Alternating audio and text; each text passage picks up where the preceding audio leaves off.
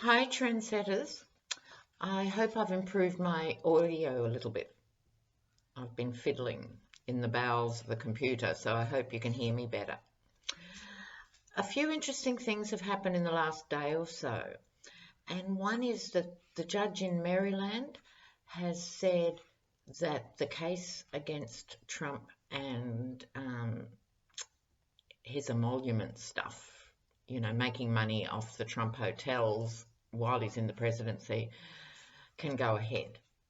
Trump will be spewing, as we say in Australia, because his lawyers would have had to be saying, look, we'll get this to die in the back room. Don't worry about it. It'll be okay. It'll be okay. And because he's the worst client in the world, whoever's left in his legal stable would just have to lie on a daily basis because you can't give him proper legal advice. He doesn't want to hear it.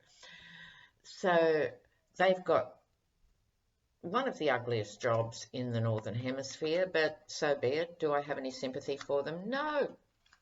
Okay, so there's that. Then there's also talk that Mueller may be subpoenaing Trump very soon in front of a grand jury, and this was apparently overheard by a reporter in a courthouse. And that's interesting because don't forget, don't get too excited yet. A subpoena, as I understand it, isn't the same as being indicted. It means you're being invited and asked to speak about someone else's case.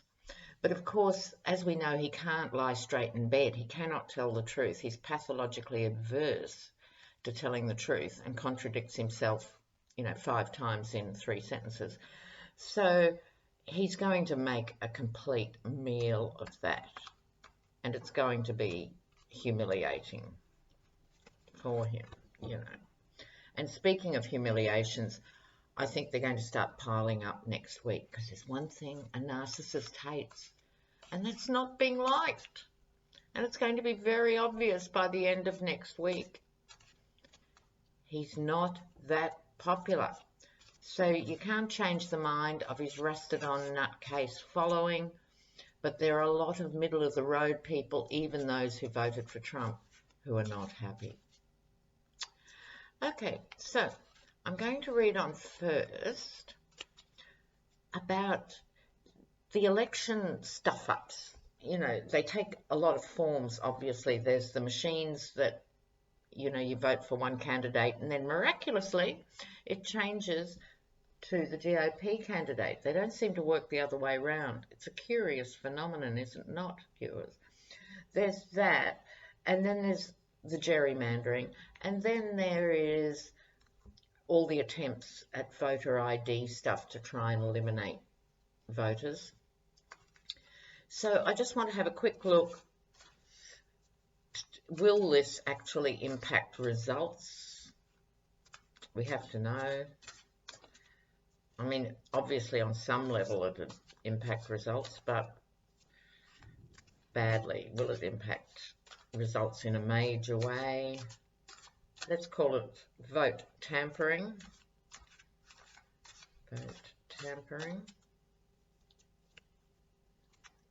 Will vote tampering have a significant impact? I'm using the Japanese again. I'm going through a phase where I really like them. Okay.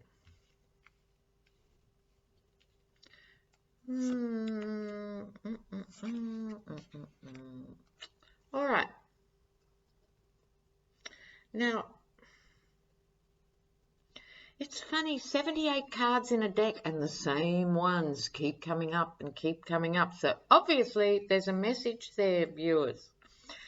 So in the middle, we had this for Trump yesterday, which was twinned with his Fool card, the Fool and the Ghoul, the Grim Reaper. Now, with this, the 8 of Tides, it's not a marvellously positive card. So this is speaking to the innate corruption and filth and desperation that is behind the election hacking. Oh, not hacking, you know what I mean. Tampering, rigging, all those other words. Okay. So, again, you've got the world watching, because most of us who live in democratic countries can't quite believe the extent to which America has collectively taken its eye off the ball. Again, it's another thing that didn't start with Trump. It's been going on for a long time. I mean, really, you guys need UN overseers on elections. It's really chronic, and the world is mesmerised by this and desperately hoping, of course, in most cases, hoping for a good democratic turnout. Now, it's in the lap of the gods. I'll return to that for a moment. There is the Ten of Tides, or the Ten of Cups, which is, this is, if you like, optimism in the face of everything. It's the end of a cycle because it's a 10. So it's, people are doing their darndest in this election, unlike all the others, to really literally stand up and be counted.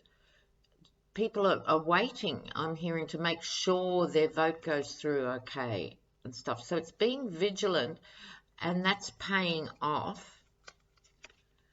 On top of this reading, we have the pterodactyls in flight, which is setting flight to this ghoulish behaviour, and let's call it like it is. It's mainly Republican behaviour.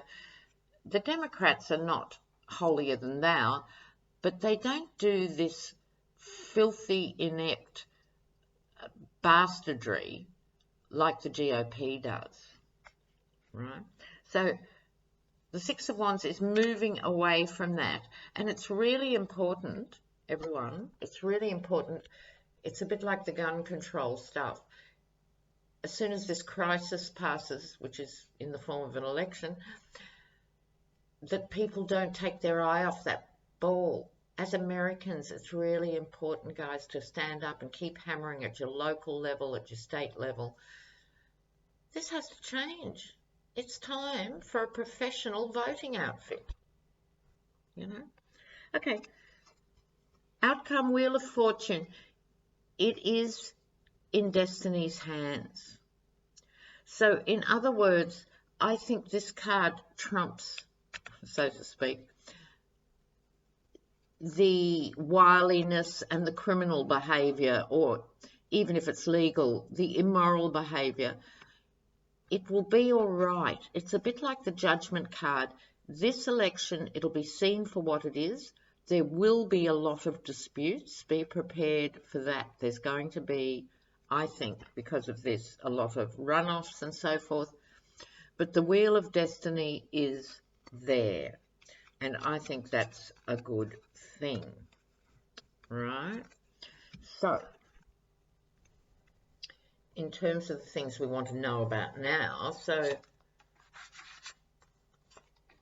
will this happen? Will Mueller subpoena Trump? Very interesting. And that attempt to smear Mueller, St. Robert, so clumsily. Thank God these people are so bad at what they do. They keep on just tripping over their own feet. They are so inept. You know, if they were efficient, God help America, but look, they're not. So that fell on its face. And after this, I'm going to do a quick reading on the Caravan. So, will Trump be subpoenaed?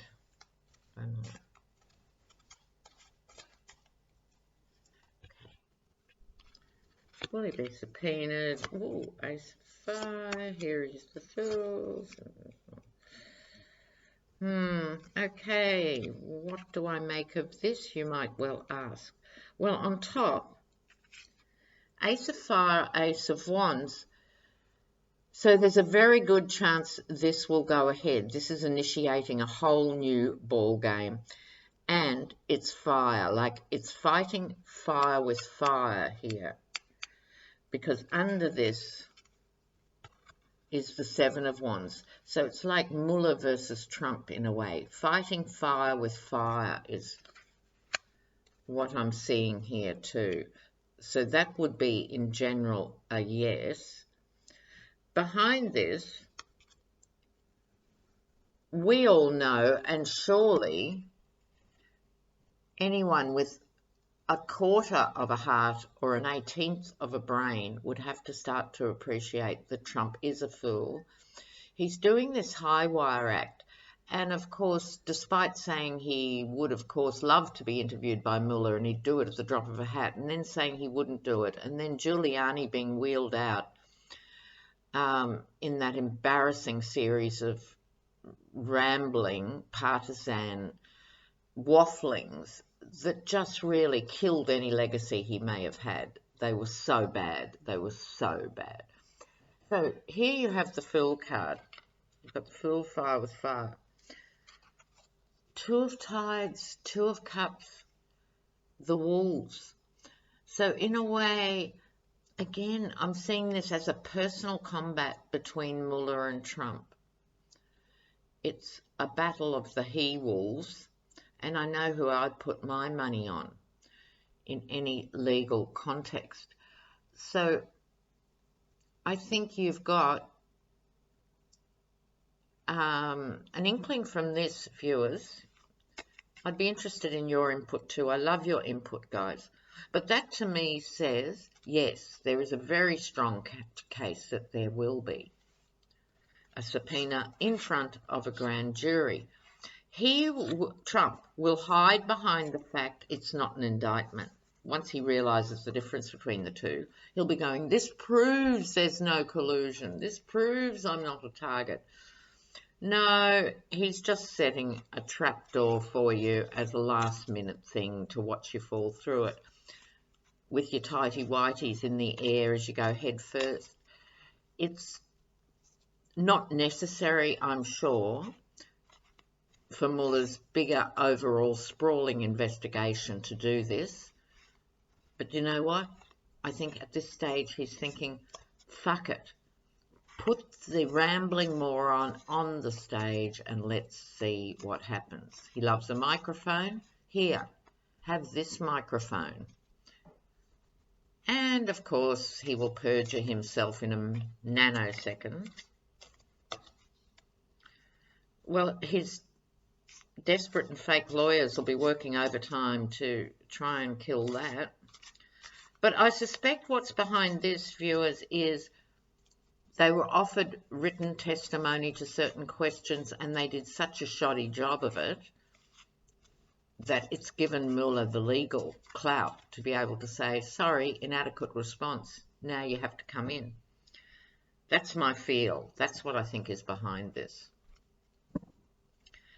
Okay, now I'm just going to do a quick read on the Caravan, which is still, you know, 1,000 miles from the border. The numbers are going down.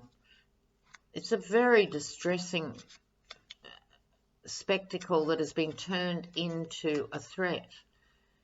It's just horrifying, and the numbers are dropping. You know, it's very demanding, particularly for women with young children, to be walking. I think it's all up, it's 2,500 miles to walk, you know. So let's have a look, oops, at the Caravan. What flew out?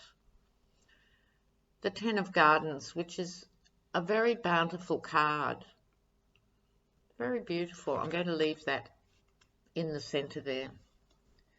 Okay, what else is happening that we need to know about the Caravan?